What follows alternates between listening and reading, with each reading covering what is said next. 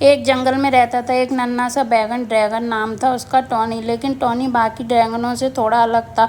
वो आग नहीं उगलता था, वो उगलता था रंग। हाँ हाँ, जब भी उसे छींक आती तो आसमान में इंद्रधनुष बिखर जाता। अब थोड़ा सा सस्पेंस। टॉनी को सबसे ज़्यादा मज़ा आया था बच्चों के लिए चित्र बनाना। एक दिन उसे पता चला कि एक बच्चा बहुत उदास है क्योंकि उसका कलर बॉक्स टूट गया है। टॉनी ने सोचा अब तो मेरी बारी है चमकने की। अब मज़ेदार ट्विस्ट। टॉनी उड़ता हुआ बच्चे के पास गया और उसने ज़ोर से हैंचू।